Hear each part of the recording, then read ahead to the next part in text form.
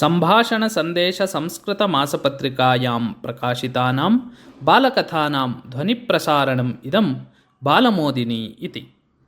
कश्चन गुरुः गुरुकुलं चालयति स्म। विविधप्रदेशीयाः तरुणाः तत्र अध्ययनं कुर्वन्ति स्म। तेषु राजकुमाराः अपि अन्यतमाः आसन्। कदाचित् शिष्यैः सह गमनावसरे गुरोः हस्तात् दण्डः अकस्मात् अपतत्। तदा तस्य पार्श्वे एव स्थितः मगधराजकुमारः अवनम्य दण्डं स्वीकृत्य गुरवे अयच्छत्। गुरुः तु तेनैव दण्डेन तं सबलं प्राहरत्।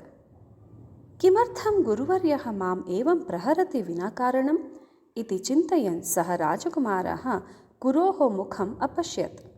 तावता द्वितीयः प्रहारः तेन प्राप्तः। महती वेदना अनुभूता तेन। यत्र प्रहारः प्राप्तः ततः रक्तम् अपि निर्गतम्। वेदनाम् अनुभवन् एव राजकुमारः अपृच्छत्, गुरुवर्य, कः अपराधः कृतः मया? किमर्थम् एवं मम दण्डनं क्रियते इति। तदा गुरुः गाम्भीर्येण अवदत्, कालान्तरे स्वयं ज्ञास्यते त्वया सर्वमपि इति।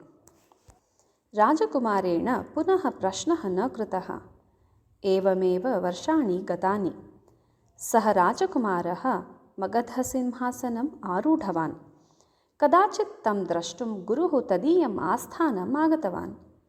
राजा तं नमस्कृत्य आसने उपवेश्य यथोचितं सत्कृत्य अपृच्छत्, गुरुवर्य, अहं किमपि प्रष्टुम् अर्हेयं किम् इति।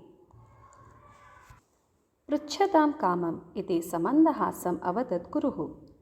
तदा राजा अपृच्छत्, यदा अहं गुरुकुले आसं तदा कदाचित् भवता मम प्रहारः कृतः विना कारणं। तत् किमर्थम् इति अद्यापि न ज्ञातं मया। किं तत् विवरीतुम् अर्हेत् भवान् इति। तत् श्रुत्वा गुरुः हसन् अवदत्, तस्मिन् दिने मया न प्रहृतम्, अपि तु बोधितम्। अकृतापराधाः यदि दण्ड्येरन् तर्हि तैः कीदृशी वेदना प्राप्येत इति मया ज्ञापनीयमासीत्। तदेव ज्ञापितं मया। त्वम् असि राजपदव्यां। सम्यक् विचार्य एव त्वया दण्डनीयाः। अकृतापराधः कोऽपि दण्डितः न भवेत्। अवगतं मया भवतः आशयः।